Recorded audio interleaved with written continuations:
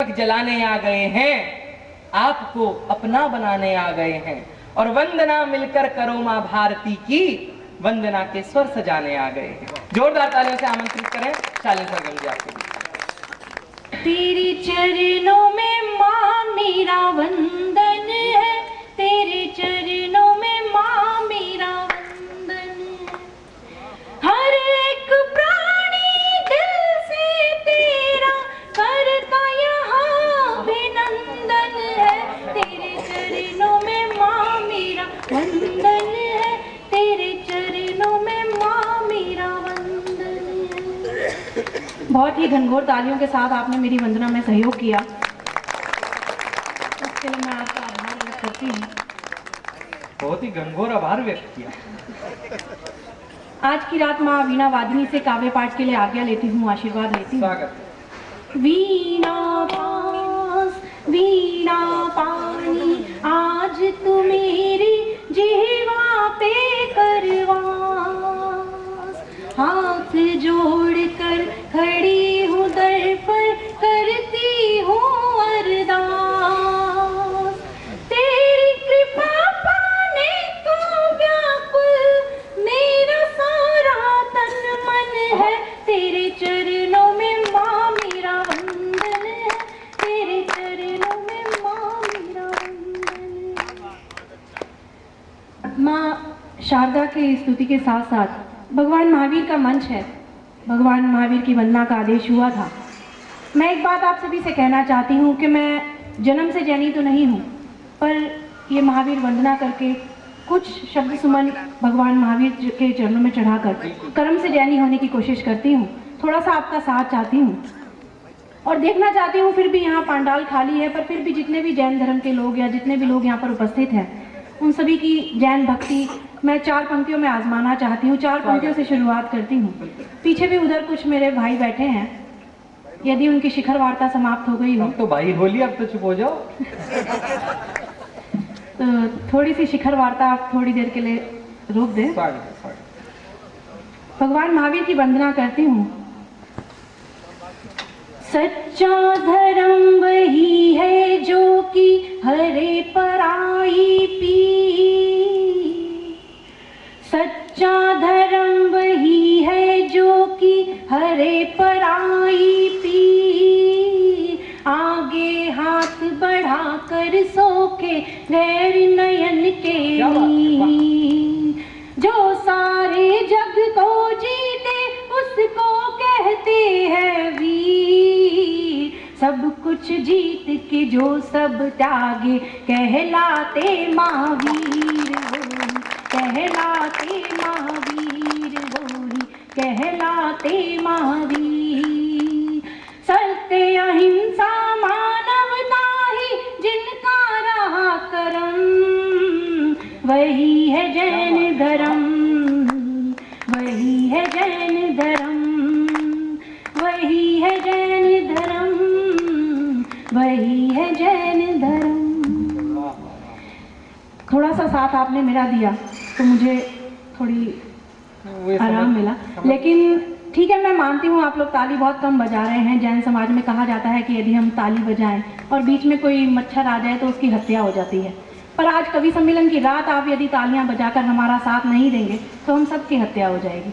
तो थोड़ा सा पाप को बचाने के लिए आप थोड़ा सा हमारा साथ दीजिए। कुछ बात कहती हूँ, मंच की बहुत छोटी बेटी हूँ, फिर भी जितना मुझे समझ आया, जितना लिख पाई हूँ, आप सबके बीच में कहने की कोशिश करती हूँ। कई लोग कहते हैं कि ये युग कलयुग है और इस युग में भगवान को अवतार नहीं लेना चाहिए, लेकिन मेरा मानना है कि यही वो युग है जिसमें भगवान को अवतार लेना चाहिए। वर्तमान में वर्धमान फिर से इस जग में आओ।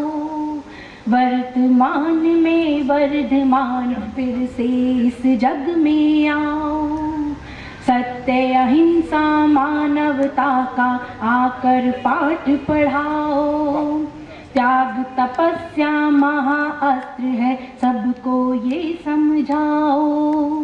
धरती पर से मांसाहार का नामो निशान मिटाओ। आकर दूर करो जन जन के मन में भरे भरम। यही है जैन धर्म,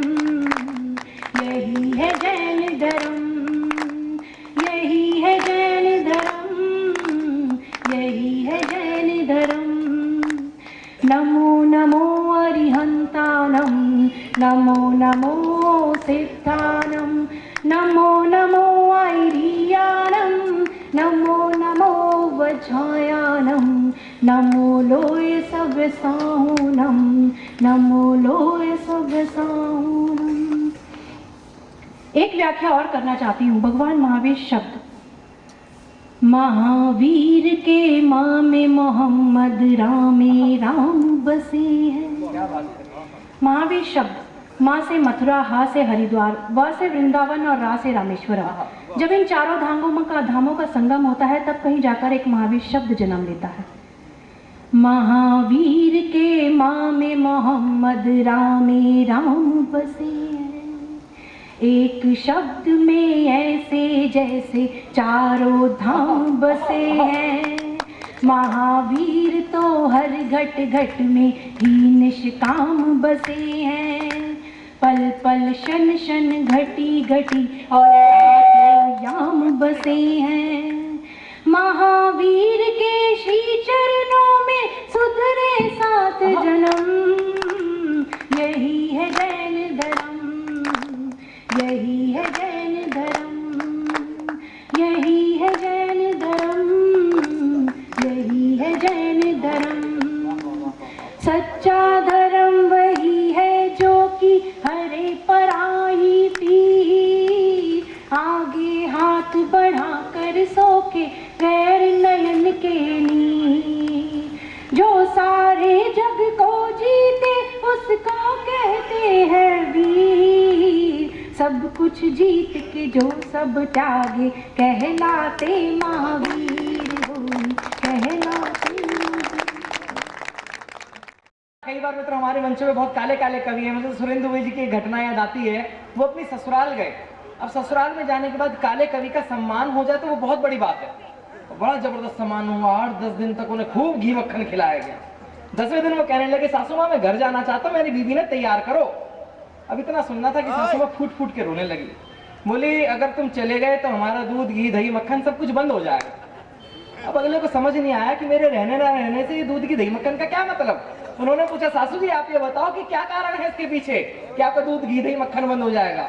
सासू बोली कुछ ना, वो हमारी भैंस का काटड़ा मर गया, तुझे देख के दे रही है। तो आज तो ठीक ठाक इन्होंने रचनाकार बुलाया और उन सबों में जो सर्वाधिक सुदर्शन दिखने वाली हैं वो हमारे बीच खुशबू जी बैठी हैं।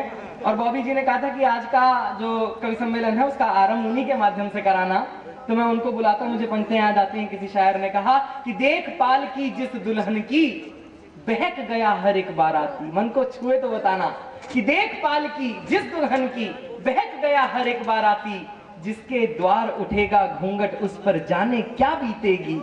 और एक रात सपने में छूकर तन मन चंदन मन कर डाला। अब एक एक युवा जो यहाँ बैठा है वो तालियां बजाए और भूतपूर्व युवा इसलिए बजाए कि कभी हम भी जवान थे। कि देख पाल की जिस दुल्हन की बहक गया हर एक बाराती, जिसके द्वार उठेगा घूंघट उस पर जाने क्या बीतेगी, जिस पर जाने क्या बीतेगी। और एक रात सपने में छूकर तन मन चंदन मन कर डाला, जो हर रात छुआ जाएगा उस पागल पर क्या बीतेगी। मैं चाहता हूँ जोर जोरदार तालियां बजाएं और खुशबू जी आपके बीच आए अपनी कविताओं को। जिंदगी कैसे कहूँ तुझसे मुझे प्यार नहीं, जिंदगी कैसे कहूँ तुझसे मुझे प्यार नहीं, जिंदगी कैसे कहूँ तुझसे मुझे प्यार नहीं, जिंदगी कैसे कहूँ तुझसे मुझे प्यार नहीं। ये अलग बात के अपना कोई हमख्वार नहीं, ये अलग बात के अपना कोई हमख्वार नहीं। जिंदगी कैसे कहूँ तुझसे मुझे प्यार नहीं। और जिंदगी में लोगों के अपने मसले मसाइल हुआ करते हैं। शेर पढ़ती हूँ, आशीर्वाद चाहती सुनेगा कि जो रहा करते हैं हर दिल में मोहब्बत की तरह, जो रहा करते हैं हर दिल में मोहब्बत की तरह, जो रहा करते हैं हर दिल में मोहब्बत की तरह। हाथ में फूल सा हाथ में फूल सजाते हैं वो तलवार नहीं, जिंदगी कैसे कहूँ तुझसे मुझे प्यार नहीं। बहुत शुक्रिया।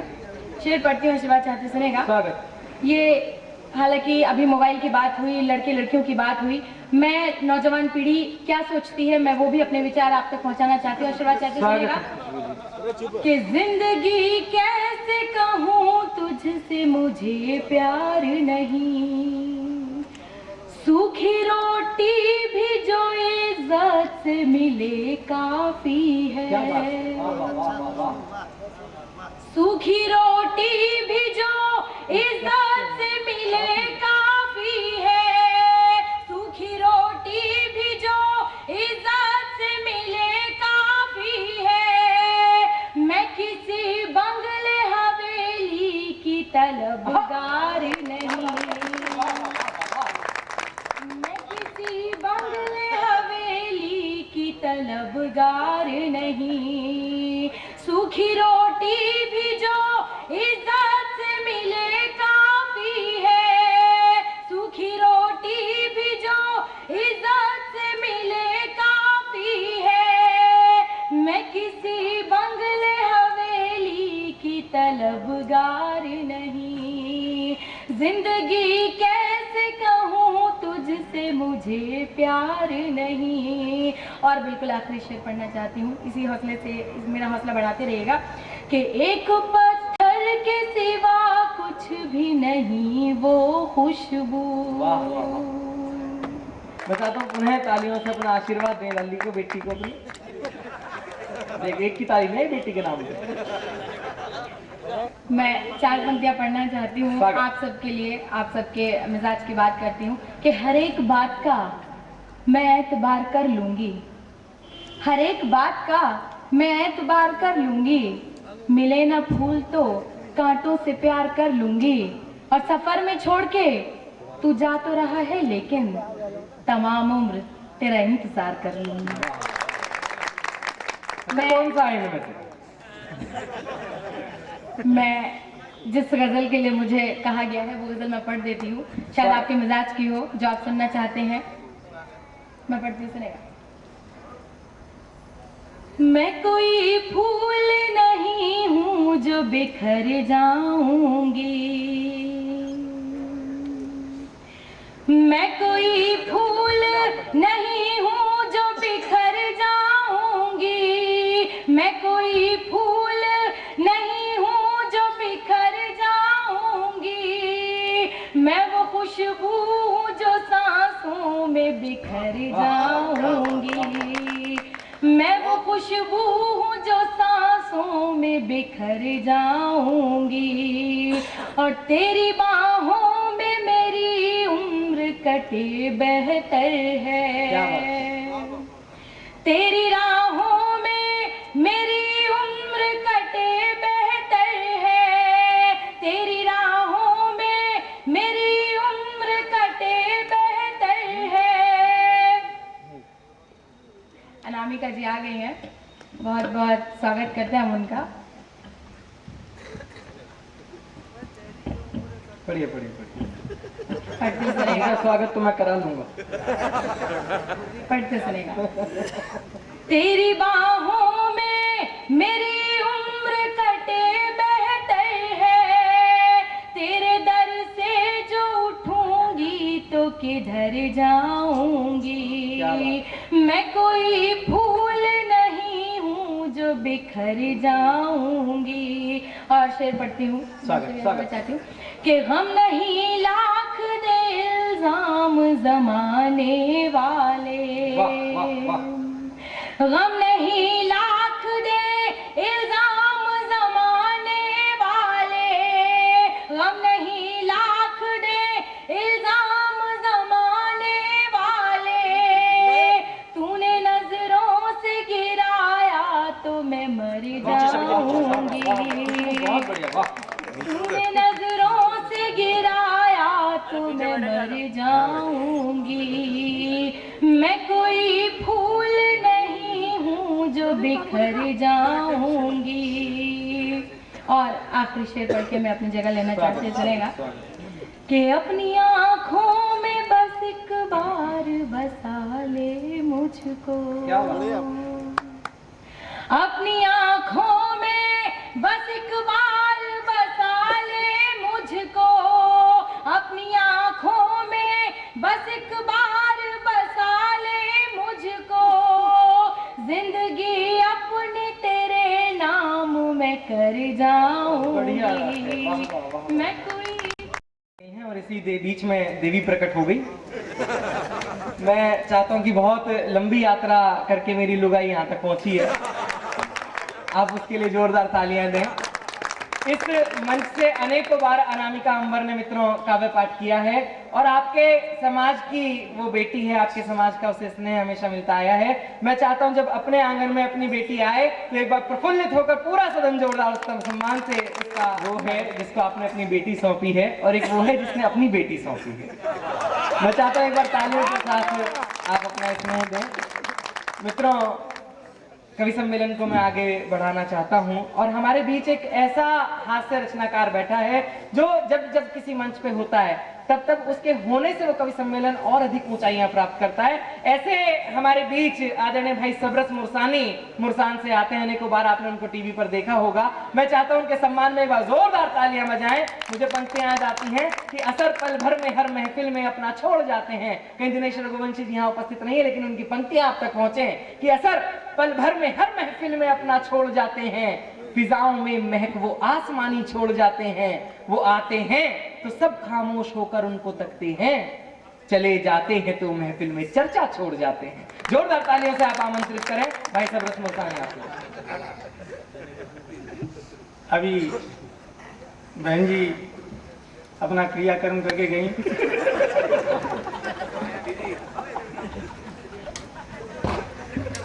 क्रियाकर्म का अंदर कार्यक्रम ही होता है।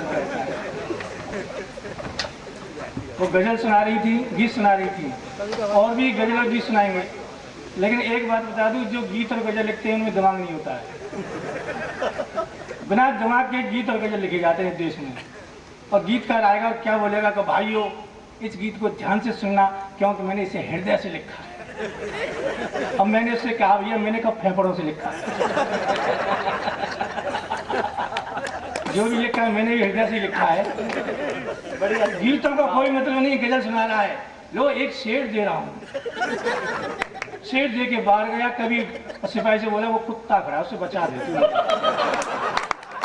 सिपाही बोला अभी तो तू शेर फेंक रहा था, अब कुत्ते से भी नहीं बचा जा रहा तुझसे। गीतों का कोई मतलब नहीं होता है। उसने लिख दिया कि हम जा रहे थे उनके घर, मिलने को पता नहीं था नहीं मिलेंगी, तो तुझे पता नहीं था तो तू गया क्यों था? लिख देते लोग गीत। उसने एक ने गीत लिख दिया कि राजा को रानी से प्यार हो गया, बोले राजा को रानी से नहीं तो क्या मेहतरानी से होगा? पता नहीं लोग गीत क्यों लिख रहे हैं। मेरे नैना सावन भादो, हमने कहा भैया जब तेरे नैना ही सावन भादो हैं, तेरे कान तो चैत और वैसाख होंगे। ये गीत लिखते हैं लोग। गीतों का बड़ा बुरा असर पड़ रहा है कि पंडित ने दुल्हन की मांग भरवाने के लिए जैसे ही घूंघट खोला, पंडित ने दुल्हन की मांग भरवाने के लिए जैसे ही घूंघट खोला, दुल्हन का रूप देखा तो पंडित एकदम बोला ओम जय तेरे कारे कारे नैना, ओ स्वामी ओम जय कारे कारे नैना, कजरारे कजरारे कजरारे कजरारे तेरे कारे कारे नैना, ओम जय। अब दुल्हन ने पंडित को दोबारा देखा तो पंडित फिर बोला मेरा चैन बैन सब उजड़ा। अब जैसे ही पंडित ने कहा मेरा चैन बैन सब उजड़ा, तभी पड़ेगा एक लफड़ा। जैसे ही पंडित ने कहा मेरा चैन बैन सब उजड़ा, तभी पड़ेगा एक लफड़ा। दूल्हे ने पंडित को बुरी नजर से देखा, दूल्हे ने पंडित को बुरी नजर से देखा, दूल्हे के माथे पर खिंच गई गुस्सा की रेखा। अब तो पंडित की दम निकल गई, उसकी आरती एकदम बदल गई। पंडित ने मुंह खोला और दूल्हे से बोला जालिम नजर हटा ले, जालिम नजर हटा ले इसके कारकारे नैना, ओ स्वामी इसके कारकारे नैना, इसके कारकारे नैना, और तू मेरा जीजा लगता ये मेरी बहना।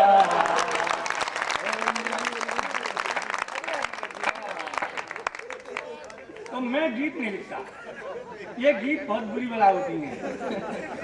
गीतों का कोई मतलब नहीं है, संस्कृति को मिटा रहे हैं। वास्तव में मैंने पूरी जिंदगी में एक गीत लिखा है, और बता दूं वो गीत इतना अच्छा लिखा है, आज तक कोई भी गीतकार आज तक इतना अच्छा गीत नहीं लिख पाया। और न समय लिख रहा है और न जिंदगी में लिख पाएगा, और लिख भी लेगा तो मेरा क्या करेगा।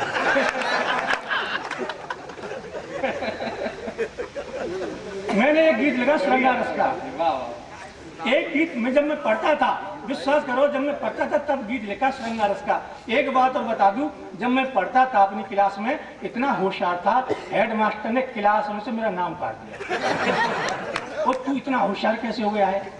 अब बचपन में मेरे पिताजी मुझे विद्यालय में जमा करने के लिए ले गए। हेड मास्टर से बोले इसे जमा कर दो। हेड मास्टर ने मेरी तरफ देखा और मेरे पिताजी से पूछा, अच्छा ये बताओ ये किसका बच्चा है। तो मेरे पिताजी बोले आपका ये। अब मुझे बड़ी शर्म लगी, मैं अपने पिताजी का मास्टर से कह रहे हैं आपका ये। और मैंने शर्म से नीचे को गर्दन कर ली। हेड मास्टर जी मुस्कुराए, मेरी तरफ देखा और मुझसे बोले अच्छा ये बताओ ये किसके पिताजी हैं। मैंने कह दिया आपके ही हैं।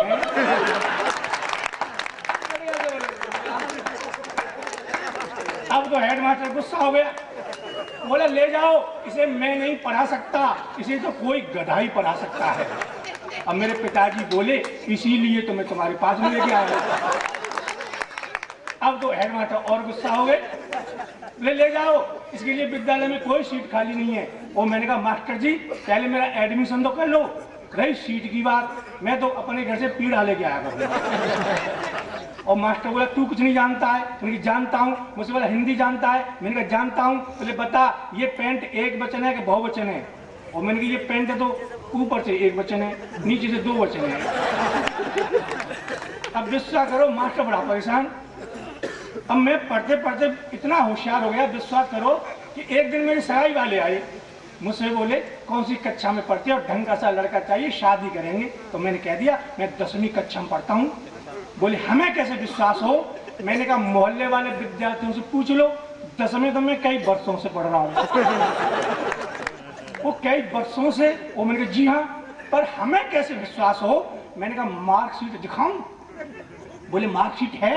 वो मैंने कहा है तो दिखाओ। मैंने कहा कौन से सन की लाऊं। वो कितने सन की हैं। वो मैंने कहा 6 बार फेल की हैं। बोले खैर कोई से फेल की दिखा दो, हमें विश्वास हो जाएगा तुम 10वीं कक्षा में पढ़ते हो। मैं भाग के गया, मार्कशीट लाया, उन्हें दिखाई। गुस्सा होकर बोले झूठ बोलते हो, 6 बार फेल की बता रहे थे, ये तो 8 बार फेल की है। और तभी मेरे पिताजी मेरे पास खड़े थे, उन्होंने मुझ में एक चांटा मारा और मुझसे बोले क्यों रे तू मेरी मार्कशीट क्यों ले आया है। अब मैंने कान पकड़े, पिताजी जल्दी में भूल से तुम्हारी मार्कशीट आ गई है। अब की बार मैं अपनी मार्कशीट लेने जा रहा हूँ। तो मेरे ग्रैंडफादर बोले मेरा ध्यान रखना अब की बार। अब सगाई वाले बड़े खुश हुए, बोले भाई कुछ भी सही तुम सत्य बोलते हो, झूठ नहीं बोलते हो, चलो तुम्हारी शादी कर ही देते हैं। और विश्वास करो मैं ढंग का निकला तो मेरी शादी हो गई। मैं बेढंग का होता तो यहाँ बैठ के संचालन नहीं कर रहा होता।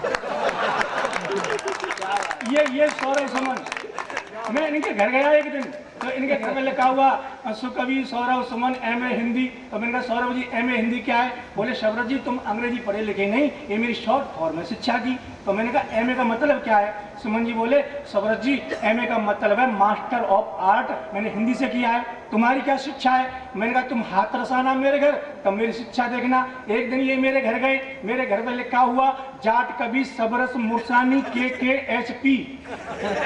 अब ये बोले हे जाट कवि KKHP क्या, मेरी शॉर्ट फॉर्म। बोले इसका मतलब क्या है। मैंने कहा सौरभ जी KKHP का मतलब है खींच खाच कर हाई स्कूल पास। तो तब मैं श्रृंगार रस के गीत लिखता था। जब मैं पढ़ता था, एक गीत लिखा था मैंने श्रृंगार रस का कि कोयल जैसी बोली तेरी फूलों जैसी सूरत है। अगली लाइन देखो, अभी मत करो। कि कोयल जैसी बोली तेरी फूलों जैसी सूरत है, आजा मेरी जिंदगी में आजा, मुझको तेरी जरूरत है। भाई साहब, इस गीत को सुन के एक विद्यार्थिनी आई और मेरे गले में वरमाला डाल गई। वो आज तक घर में जिंदा मेरे खून पी रही है।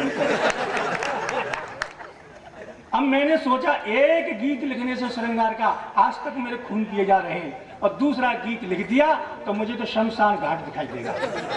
मैंने कसम खा ली, जिंदगी में श्रृंगार रस के गीत नहीं लिखूंगा। अभी 2 दिन पहले पत्नी बोली कि कितने अच्छा गीत सुनाते थे श्रृंगार रस के, कोयल जैसी बोली तेरी, अब क्यों नहीं सुनाते हो? मैंने कहा नहीं सुनाऊंगा। बोली आज तो मेरे लिए सुनाना ही पड़ेगा। मैंने कहा नहीं मानती है तो सुन, आजकल मैं उसके लिए कैसे गीत लिख रहा हूं, देखें। कि महाकाली, ये घोर श्रृंगार है। महाकाली मैया सी तू, महाकाली मैया सी तू, श्याकाली गढ़ैया सी तू, श्याकाली गढ़ैया सी तू, बर्रसी तू ततैया सी तू, बर्रसी तू ततैया सी तू, मरखनी एक गैया सी तू, मरखनी एक गैया सी तू। लेकिन मजबूरी में कहता, लेकिन मजबूरी में कहता, सोन चिड़ैया तू, आई लव यू। कि पत्नी तेरे संग में मेरी जब से हुई सगाई, मैं बकरा जैसा लगता हूँ, तू लगती मुझे कसाई। मैं बकरा जैसा लगता हूँ, तू लगती मुझे कसाई। बोतल सी तू ढक्कन सी तू, बोतल सी तू ढक्कन सी तू, लादन सी तू बीरप्पन सी तू, लादन सी तू बीरप्पन सी तू। लेकिन मजबूरी में कहता मक्खन जैसी तू। तालियां बजाओ। तो मैंने गीत लिखना छोड़ दिया। बात अभी ये सौरभ जी तो वीर रस की कविता लिखते हैं, हमारे राजेश चेतन जी बैठे हैं, ये भी तो ये राजेश जी मुझसे तो बोले सरस तुम तो हास्य के कवि हो, वीर रस की कविता नहीं लिख सकते। जब मुझे चैलेंज किया कि मैं वीर रस की कविता नहीं लिख सकता, तो बैठे बैठे अभी मैंने 2 लाइन इतनी अच्छी लिखी है, आप देखें वीर रस। अच्छा एक बात बता दूं, ये जो वीर रस के कवि होते हैं ना, वो मुंह फाड़ेंगे, चिल्लाएंगे, हाथ फेंकेंगे। बहुत से श्रोता तो डर के मारे तालियां बजाते हैं कि ऊपर में गिर जाएंगे। और क्या कहेंगे, हम पहाड़ों पर भी चढ़ जाएंगे, हम समुद्र में भी आगे बढ़ जाएंगे, और नीचे से डर के मारे पैर कांप रहे। ये वीर रस के कवि में बीमारी के लक्षण होते हैं। वास्तव में एक कवि आया वीर रस का, आते जाते बोला कि मैं जान दे दूंगा मगर कश्मीर नहीं दूंगा। मैंने पूछा तूने कश्मीर देखी है? बोला नहीं तो। नहीं कश्मीर पर तेरा बैनामा हो रहा है? बोला नहीं तो। नहीं भी तू कौन होता है लेने देने वाला? ऐसे समझ रहा है जैसे मैंने बैनामा करा लिया कश्मीर।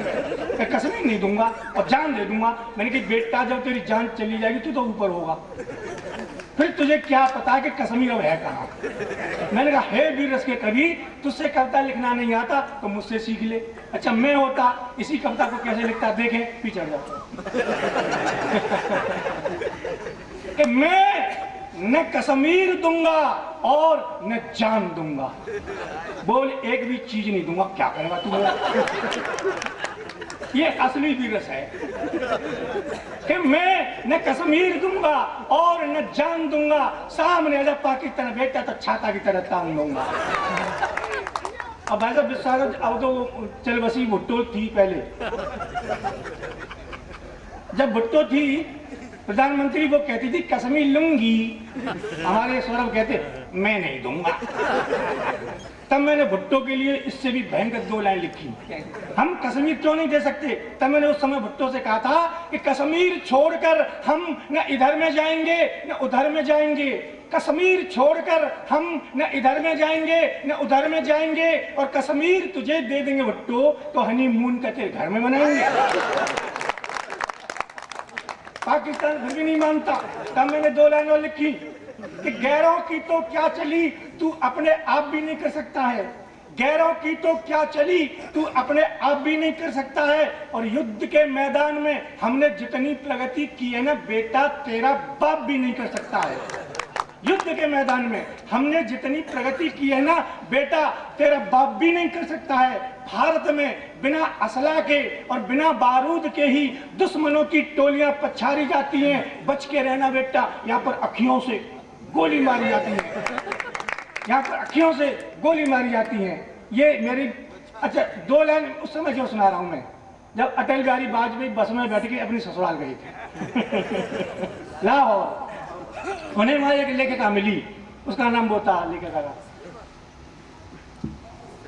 तस्लीमा।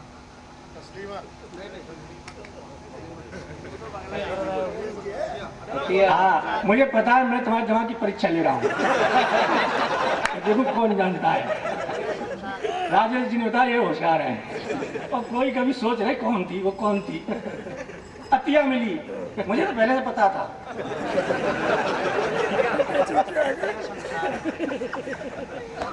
अतिया समस्वाद, अब वही बता रहे, अतिया समस्वाद। चलो मुझे आया याद, तो अतिया मिली। अतिया ने अटल जी को देखा तो बोली मैं तुमसे शादी करूंगी। अतिया अटल जी से 2 लाइन में क्या कहती है कि मैंने अब तक ये समझा था हाय बुढ़ापा सोता है, मैंने अब तक ये समझा था हाय बुढ़ापा सोता है, लेकिन तुमको देखा तो दिल बीज प्यार के बोता है, लेकिन तुमको देखा तो दिल बीज प्यार के बोता है। इंडिया से आया ये क्वारा नेता है, इंडिया से आया ये क्वारा नेता है, क्या करूँ हार कुछ कुछ होता है, क्या कर। तो अटल जी क्या बोले, प्रेम कहानी में बुढ़ों का भी हाय सिलसिला होता है, प्रेम कहानी में बुढ़ों का भी हाय सिलसिला होता है, आम मजा देता है तब ही जब वो पिलपिला होता है, आम मजा देता है तब ही जब वो पिलपिला होता है। तू है विदेशी तोती अपन स्वदेशी तोता है, क्या करूँ हार कुछ कुछ होता है, क्या। और अटल जी अपनी भाषा में अपनी शैली में क्या बोलते हैं, आपने अटल जी को कभी देखा होगा, जब कैमरामैन कैमरा लेके खड़ा हुआ है अब ये सोचता है कब इनकी पलकें खुले और कब फोटो खींचूं। अटल जी ऐसे खड़े रहेंगे, भले पीछे कोई आतंकवादी चला जाए, उन्हें पता ही नहीं कौन आया कौन गया। उसी मूड में अटल जी क्या कहते हैं, क्या से पता नहीं आजकल ये हमारी आंखें पलकों से अड़ी हुई हैं, बुढ़ापे में भी देवी तुम हमारे पीछे शादी के लिए क्यों पड़ी हुई हैं। हम देशभक्त हैं, मातृभूमि के रोम रोम में धस जाएंगे, हम देशभक्त हैं, मातृभूमि के रोम रोम में धस जाएंगे। हमारा भी कोई चरित्र है, हम कोई बिल क्लिंटन नहीं जो एक छोकरी के चक्कर में फंस जाएंगे। हमारा भी कोई चरित्र है, हम कोई बिल क्लिंटन नहीं जो एक छोकरी के चक्कर में फंस जाएंगे। मगर हाँ, देश के विकास के लिए और मातृभूमि की रक्षा के लिए कुछ भी करना पड़े तो हम अपने अटल वचन से भी वो कर सकते हैं। देश के विकास के लिए और मातृभूमि की रक्षा के लिए कुछ भी करना पड़े तो हम अपने अटल वचन से भी मुकर सकते हैं। और यदि तुम सारे पाकिस्तान को दहेज में साथ लेकर आओ तो हम तुमसे शादी भी कर सकते हैं, हम तुमसे शादी भी कर सकते हैं। और चलते इसकी प्रतिक्रिया नहीं मिलती तो उसका मन कहीं ना कहीं आहत होता है। मुझे कहीं नवाज साहब की पंक्तियां याद आती हैं कि सितमगर वक्त का तेवर बदल जाए तो क्या होगा, सितमगर वक्त का तेवर बदल जाए तो क्या होगा, मेरा सर और तेरा पत्थर बदल जाए तो क्या होगा, और अमीरों कुछ न दो ताने तो मत दो हम फकीरों को, जरा सोचो यदि मंजर बदल जाए तो क्या होगा। मैं चाहता हूँ कि पूरा सदन अपना आशीर्वाद दे नवरत भाई को। और इस मंच से, ये मंच वो मंच है मित्रों जहाँ से हमेशा कवियों को अपना प्यार मिला है, असीम स्नेह मिला है। जो गीत वो सुनाना चाहते थे, मेरा मन है कि आप लोग एक बार मन से उन्हें बुलाएं और वो गीत वो सुनाएं। ये मेरा अंतिम संस्कार है। वास्तव में देखो, मैं हंस का कवि हूँ, मैं अच्छी कविता भी लिख लेता हूँ, लेकिन अब आपकी मतलब मुझे सांत्वना है, बुरा नहीं मानना, आपने बुलाया, मैं आपकी मांग भरने आ गया हूँ और मैं एक गीत सुना रहा हूँ। देखो, मेरे हाथ से जो है वीर रश्मि से हाथ से निकाला। मैंने अपनी पत्नी से कहा, देवी मेरा मन कर रहा है मैं शहीद हो जाऊं। पत्नी बोली, शुभ काम में काएगी तेरी, जल्दी से शहीद हो जाऊं। और मैंने कहा, मेरे शहीद होने से तुम्हें क्या मिल जाएगा? पत्नी बोली, मेरे तो जीवन चमन का कमल ही खिल जाएगा, तुम शहीद हो जाओगे, मुझे सरकार से 10 लाख का चेक मिल जाएगा। अब मैंने कहा, मेरा मन तो कर रहा है मैं पाकिस्तान से लड़ने चला जाऊं, पर समस्या है। पत्नी बोली, क्या समस्या है? और मैंने कहा, मुझसे राइफल चलाना नहीं आता है, नहीं तो अभी बता दो पाकिस्तान को। पत्नी बोली, राइफल की चिंता मत करो, कारतूस भरो, घोड़ा दबा दो, राइफल चल जाएगी। मैंने कहा, इतना तो कर लूंगा, पर दूसरी समस्या और है। पत्नी बोली, अब कौन सी समस्या है? और मैंने कहा, मुझे ये नहीं पता है राइफल की नाल को दुश्मन की छाती की तरफ रखूं अपनी छाती की तरफ। पत्नी बोली, इसकी भी चिंता मत करो, चाहे तो नाल को दुश्मन की छाती की तरफ रखना, चाहे अपनी छाती की तरफ, देश का होगा भलाई। अब मुझसे बोली, तुम कुछ नहीं करोगे, मैं वीरों के लिए खून देने जा रही हूँ। नहीं मानी, अस्पताल में खून देने चली गई। शाम को डॉक्टर भगा भगा मेरे पास आया, शाम को डॉक्टर भगा भगा मेरे पास आया। डॉक्टर का चेहरा था मुरझाया, डॉक्टर ने खोली बानी और बोला, है कभी शबरस मुरसानी, आज तुम्हारी पत्नी अस्पताल में खून देने धाई, आज तुम्हारी पत्नी अस्पताल में खून देने धाई। लेकिन कमाल की बात, सुबह से शाम हो गई, उसके शरीर में खून वाली नशे ही नहीं पाई, उसके शरीर में खून वाली नशे ही नहीं पाई। मैंने कहा, अरे ओ डॉक्टर, ये कोई भेड़ थोड़ी है तू जिसे चाहे जब मूंढ लेगा, ये कोई भेड़ थोड़ी है तू जिसे चाहे जब मूंढ लेगा। अरे जिसकी नस को मैं 10 साल में नहीं ढूंढ पाया, तू एक दिन में कैसे ढूंढ लेगा? जिसकी नस को मैं 10 साल में नहीं ढूंढ पाया, तू एक दिन में कैसे ढूंढ लेगा? मेरी घर चल, मैं रेडियो पर रेडियो समाचार सुन रहा। पत्नी बोली, जब देखो समाचार सुनते रहते हो। मैंने कहा, देवी, हमारे देश के वीर सैनिक कारगिल की ऊंची से ऊंची चोटी पर चढ़ गए, उनकी वीरता के समाचार आ रहे हैं। पत्नी बोली, तुम तो वीरों के गीत गाओगे, कभी मेरे भी गीत गाए हैं? और मैंने कहा, तुम्हारे अंदर क्या वीरता है जो तुम्हारे गीत गाऊं? पत्नी बोली, मेरी वीरता सुनो, कि वीरता में मैं भारतीय सैनिकों से भी आगे बढ़ गई हूँ, वीरता में मैं भारतीय सैनिकों से भी आगे बढ़ गई हूँ। वे ऊंची से ऊंची चोटी पर चढ़ गए तो क्या, मैं तो चोटी सहित तुम्हारी छाती पर चढ़ गई हूँ, मैं तो चोटी सहित तुम्हारी छाती पर चढ़ गई हूँ। तभी बाजार में कुछ बेचने वाला आया, मैं रेडियो के पास से टीवी के पास आया। पत्नी बाहर से कुछ खरीद के लाई, जुबान खोली और बोली, अब तुम टीवी के पास बैठे हो। मैंने कहा, देवी, टीवी में देशभक्ति का गीत आ रहा था।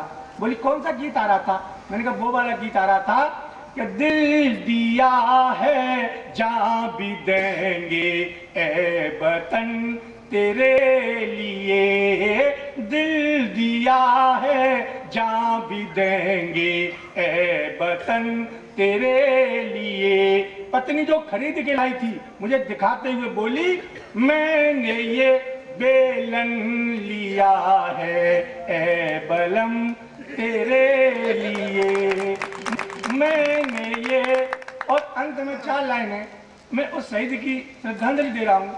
एक रेजिमेंट का एक शहीद जब घर पे आया, उसकी लाश घर पे आई, तो उस शहीद के घर में अंधी दादी माँ थी, छोटा सा 4 साल का बच्चा था और पत्नी थी, पर कोई नहीं था। सारा गांव उस अस्थि के पास गया, मैं भी गया।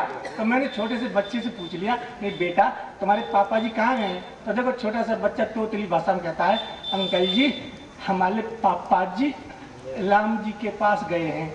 बच्चे की बात को सुन के अंधी दादी माँ रोने लग गई, उसकी मम्मी रोने लग गई। तो छोटा सा बच्चा तोतली भाषा में दादी माँ को कैसे चुप करता है? मैंने सच्ची आत्मा से श्रद्धांजलि की है। देखें छोटा बच्चा क्या कह रहा है, प्याली मम्मी लो ना, प्याली दादी लो ना, प्याली मम्मी लो ना, प्याली दादी लो ना, प्याली मम्मी लो ना, प्याली दादी लो ना।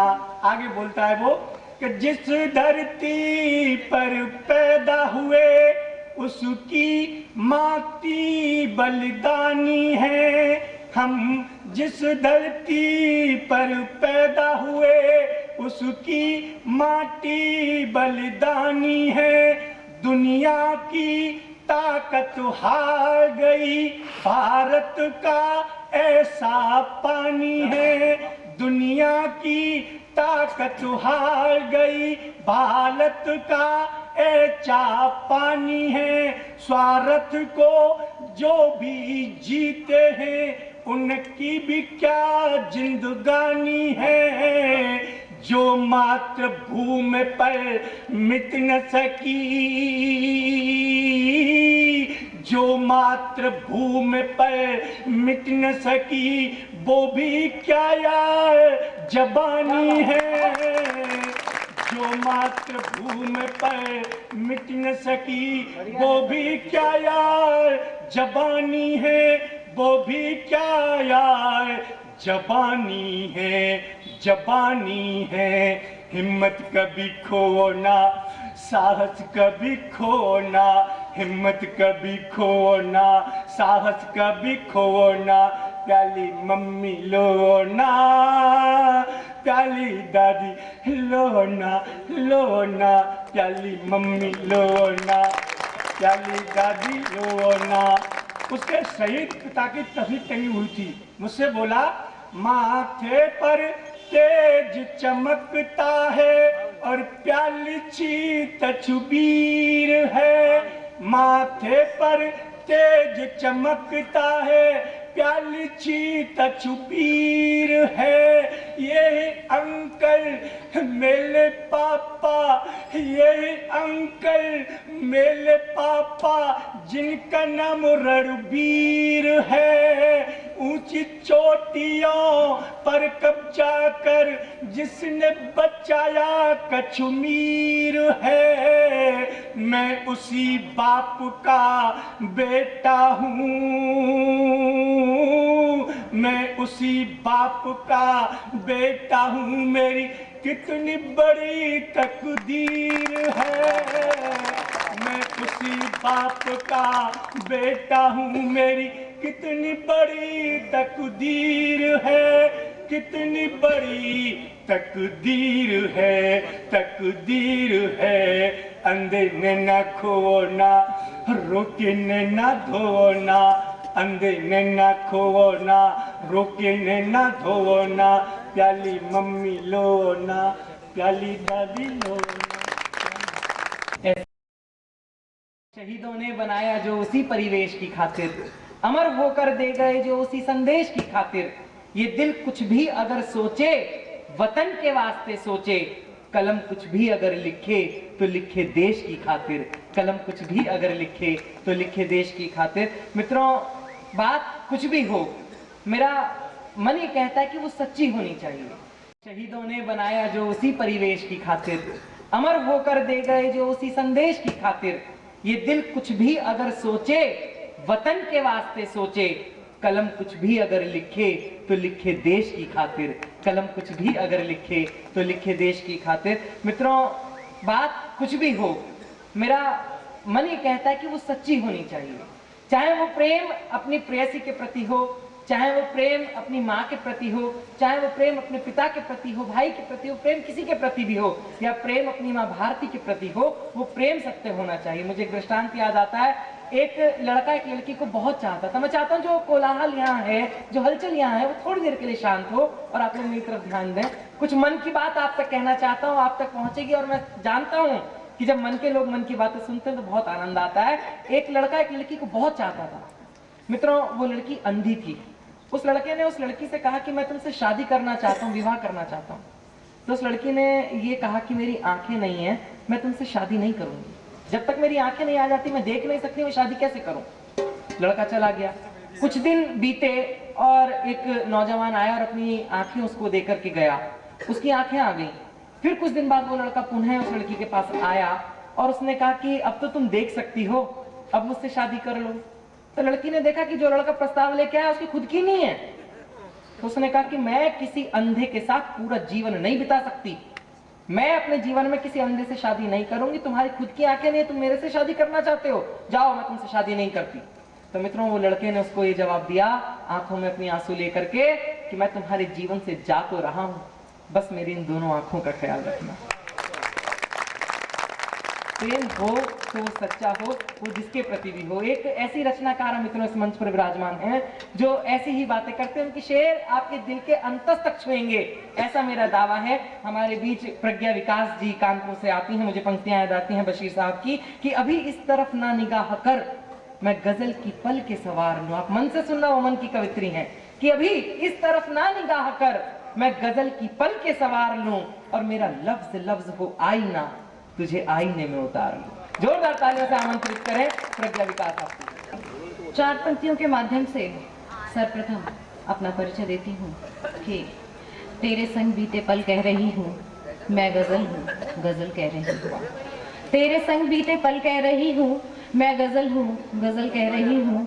और जो भी गुजरी मोहब्बत में मुझ पर, जो भी गुजरी मोहब्बत में मुझ पर, मैं वही आजकल कह रही हूँ। तेरे संग बीते पल कह रही हूँ, मैं गजल हूँ, गजल कह रही हूँ। बहुत सुंदर आयोजन है श्री भक्तामर पाठ समिति की तरफ से। ये कवि सम्मेलन का आयोजन पहली बार जैन समाज के किसी कार्यक्रम में दोबारा आने का अवसर मुझे ये प्राप्त हुआ है, और मैं बहुत अच्छा महसूस कर रही हूँ। 4 पंक्तियों के माध्यम से सर्वप्रथम अपने भावों को अभिव्यक्ति देती हूँ। स्वागत है प्रज्ञा जी।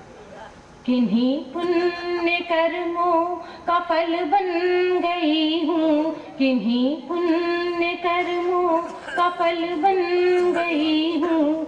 मैं सूखी नदी थी सजल बन गई हूँ, किन्हीं पुण्य कर्मों का फल बन गई हूँ। मैं सूखी नदी थी सजल बन गई हूँ। और महावीर स्वामी की कृपा के बिना कुछ भी नहीं होता, तो पंक्तियाँ कहती हूँ।